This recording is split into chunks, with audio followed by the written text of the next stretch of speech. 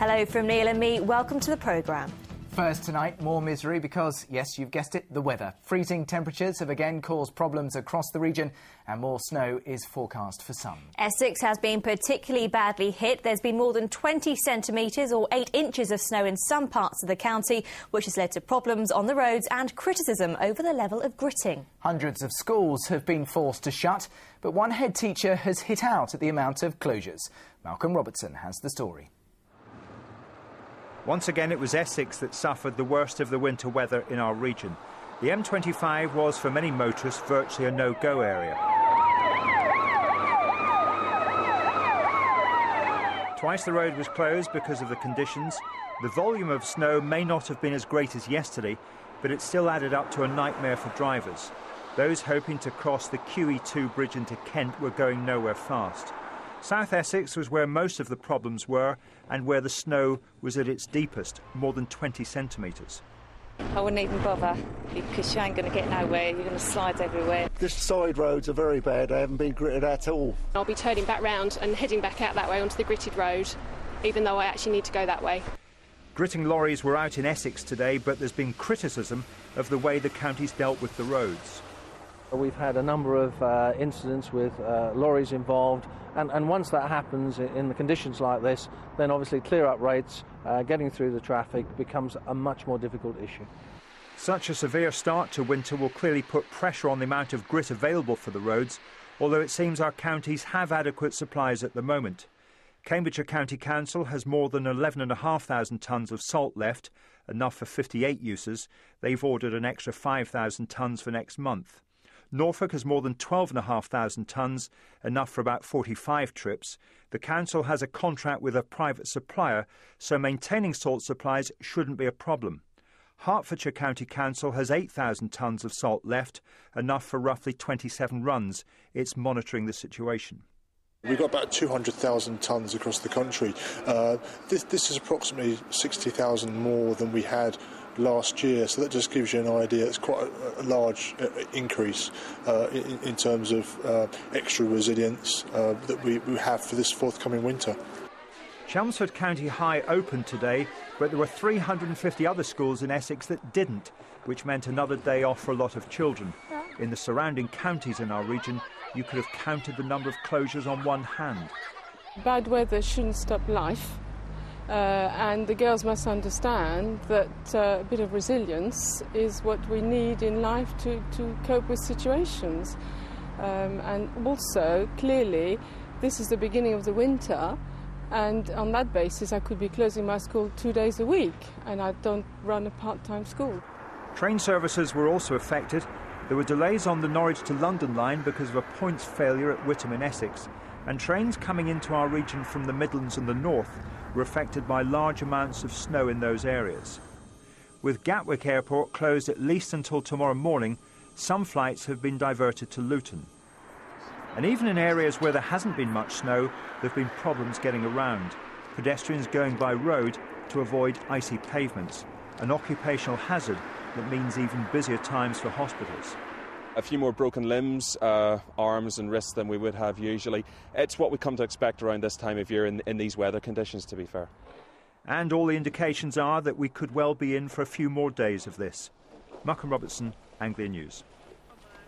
Well, what a day. Our weather presenter Amanda Houston is outside in the cold for us now. Amanda, what have conditions been like today? Oh my goodness, well I can tell you it is absolutely freezing out here at the moment, and temperatures across the region today didn't even get above freezing in some places. I mean, just take a look at these. We had -2 at Luton Airport and Braintree in Essex, Watersham and Bedford -1, and the best temperature today was in Weybourne in Norfolk, which was a whopping 2 degrees, so still well below average for the time of year. Now, many of us did have a bit of a respite from the snowfall today, with the exception of the northwest around the Wash and South Essex. And as Malcolm mentioned in his report, the worst hit was Benfleet, where they had 21 centimetres of snowfall, which is over 8 inches. And I'm afraid those areas aren't out of the woods yet. There is more snowfall forecast, and there is a weather warning in place for the south of Essex. We could see up to 20 centimetres of snowfall locally overnight. Now, that is Essex, but there is the risk of some drifting snowfall across the region too, and it doesn't look like it's getting any warmer even as we go into next week. Oh, thank you, Amanda. A man with a history of knife crime and violence has been convicted of murdering a French chef at the end of a classical music concert in Southend. Duchene had been protecting his fiancée from two men who were demanding her picnic chair. One of them, 22-year-old Carl Wills, produced a knife and stabbed him. He now faces a life sentence after a jury rejected his claim that the stabbing was an accident. Tom Barton was in court in Chelmsford to hear the verdict. Members of Reynold Duchene's family have travelled from France to sit in the public gallery for every day of this case. And today they saw his killer, Carl Wills, convicted of murder. He was killed in June on what should have been a night out to celebrate his fiancée's 44th birthday, a concert by the Royal Philharmonic Orchestra at Southend's Priory Park. Instead, it ended with Mr. Duchene, a chef from France, losing his life, stabbed through the heart by 22-year-old Carl Wills. Today, a jury unanimously found Wills guilty of murder. His brother tonight gave his reaction to that verdict.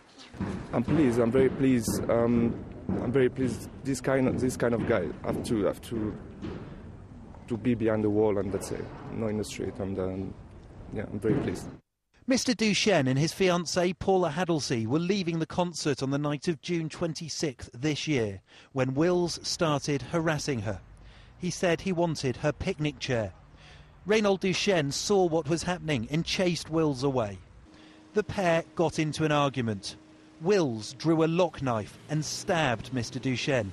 He died from a single 6-centimetre deep wound to the chest, piercing the heart. Mr. Duchene's cousin translated for his mother throughout the trial. She said he was a loving person and everybody loved him, and she just wants everyone to remember him as the loving person and family member he was, and he'll always be in our hearts. It can be revealed tonight that Wills has 2 previous convictions for carrying knives, as well as 2 other convictions involving violence and the use of weapons. Just hours after the attack, he met a 16-year-old girl in a park. He later told her, "We'll have to get off the high street because I've just stabbed someone near Priory Park." He produced a knife and stabbed Mr. Duchene through the heart. It was a cold, callous and deliberate act which led to the tragic death of Ray Duchene. Tonight, Reynold Duchene's family are preparing to return to France, knowing that the young man who murdered this chef faces many years behind bars. Well, Tom Barton is outside court for us now. Tom, we've heard from Mr. Duchene's family, but what about his fiancée? What she had to say? Well, Paula Haddlesey, Reynold's fiancée, was, of course, with him in Priory Park on the night that he was murdered. Today, in a statement released through police, she said, "Words cannot describe the devastation that Ray's death has caused to all who knew and loved him." She added that today's verdict does bring her family some comfort. That's despite the fact that Carl Wills has shown no remorse. And Tom, what did the judge say to Carl Wills? Well, Wills stood in the dock absolutely expressionless as Judge Gratwick spoke to him. The judge said, "You have been convicted of a violent, vicious and horrible crime. The most horrible crime known to man. The taking of life." He told Wills that he will inevitably face a life sentence. Thank you, Tom. The pilot